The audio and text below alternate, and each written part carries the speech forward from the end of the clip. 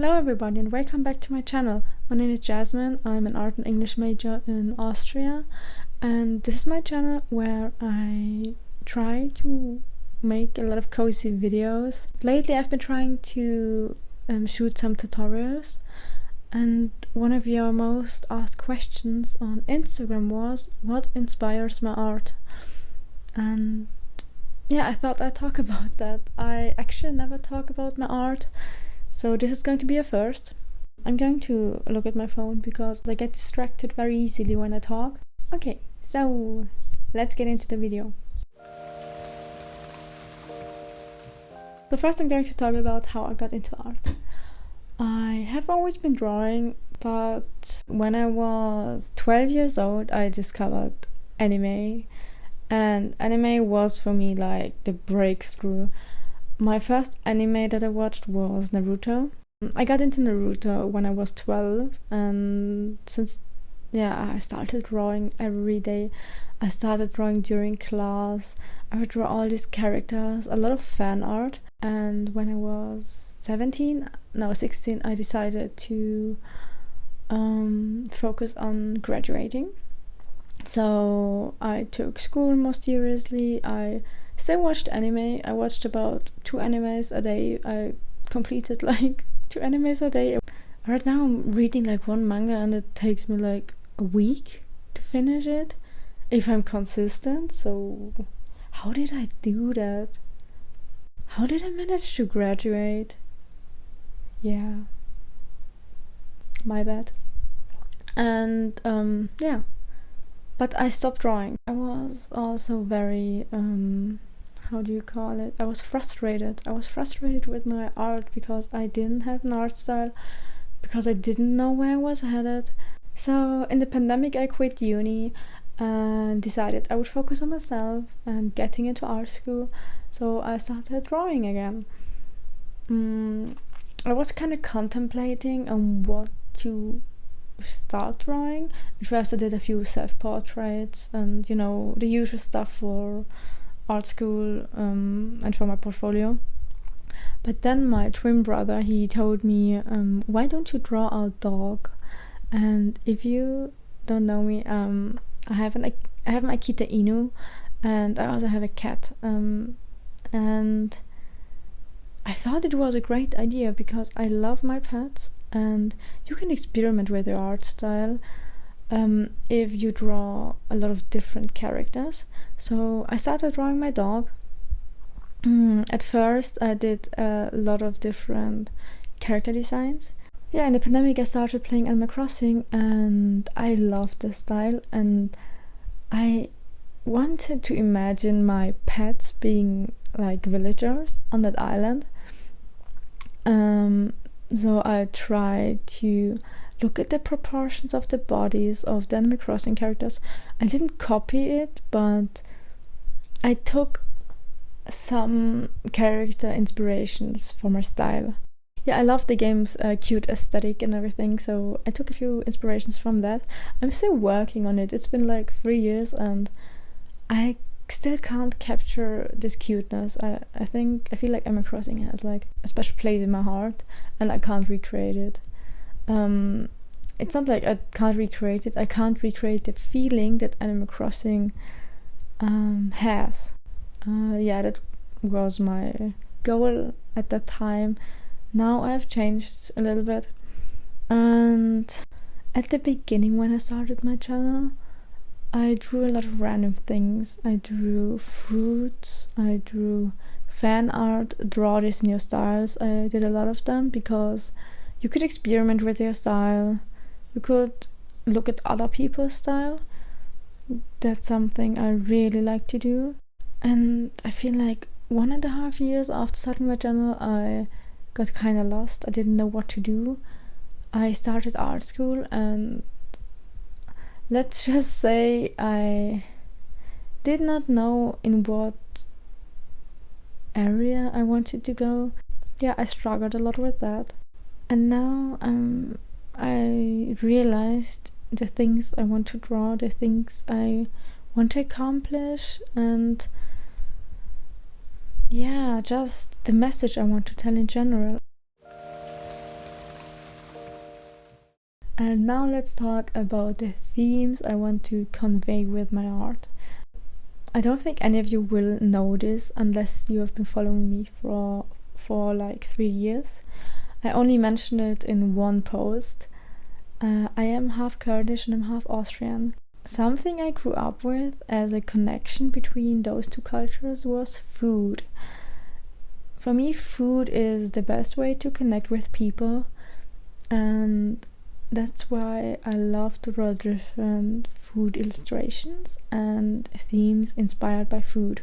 Food for me was always something that connected people, and I also want to connect with other people, and I feel like you love to get to know a culture by their food. Every culture has their own dishes, some are similar, some are not, but it's a great way to connect with people. So food is the main inspiration for my art. And after that, I like to look at things that are surrounding me. I like to draw plants. I don't know if you can tell, but I love plants. And fan art. I still draw quite some fan art. My main inspiration is Studio Ghibli. I love Kiki's Delivery Service. It's my favorite movie of all time. Yeah, I just love it. So, as you can probably tell, it's 2 hours later. My camera shut down because it was overheating. I'm still using it right now, but it can't really record for more than 5 minutes. So I'm a little bit stressed, but we can do it. I wanted to give you tips for finding your art style.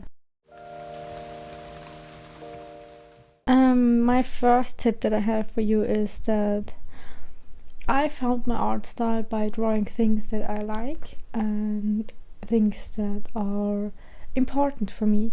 So my first tip is for you to find your interests and find your taste, if it makes sense, because your art is like your own taste, and all your interests, everything combined creates your art style. So think about things you enjoy.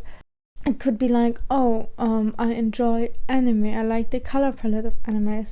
For me, my art style, it's a combination of I like very warm colors. I want people to feel comfortable, and like I mentioned, I love plants, but I also love food as a way to connect with people. My second tip was to experiment with different colors. This tip is more for digital drawing. Of course, you can also do it when you draw traditionally. I use Procreate, and with the app Procreate you can decide which color palette you want to choose. You can import a picture and it will create a color palette around the picture, or you can create your own color palette with lots of green tones. For example, I once wanted to only draw in green and brown tones, so I only made a color palette with greens and browns, and it helped me quite a lot because when you restrict yourself with your colors, you learn more of the value of each color. For example, choosing a different color palette every week, you get to know your preferences. And if you draw traditionally, you could of course only use green and brown colored pencils, so just pick out the ones you want and then put the others away. If you paint with watercolors, you could only restrict yourself to using those 2 or 3 colors. And there are also some great websites that give you some color palettes if you don't know which ones to choose from. I will look it up and write it here somewhere. I like using them because you get to get out of your comfort zone. Yeah, it's a very useful tool. My third tip I have for you, and I think it's my last one. When I started taking my art more seriously, I started drawing my dog, and I drew him in different styles.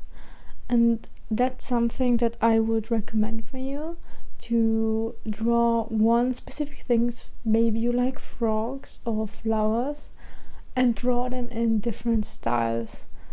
It helped me with simplifying my characters.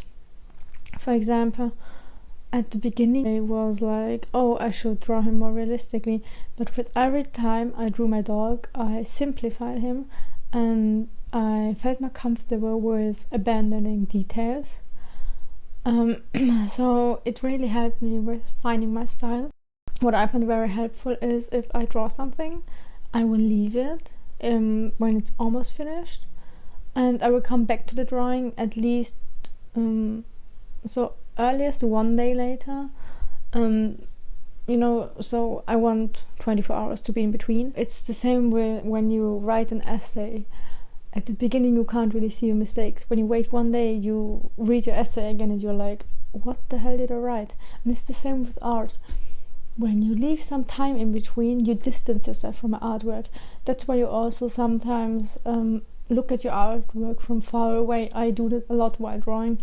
If you watch my drawing process videos, you will see me zooming out of the drawing so I can distance myself from the drawing and look at it in a different perspective. It's the same with flipping the canvas. I hate doing that because I flip the canvas and I'm like, why is everything so uneven? But we have to learn it, and you can only get better by learning and trying out stuff. So yeah, I hope I helped you. I hope what I said was understandable. I'm sorry, English isn't my first language. I'm trying to get better. If you liked this video, please give it a thumbs up, and if you want to, you can subscribe, but if you don't, I don't really mind. I mean, it would help me a lot, but I don't want to pressure anyone into subscribing because yeah, I'm shy myself. I don't want to pressure people. So yeah, I hope you enjoyed this video, and I hope I get to see you in the next video as well. So bye.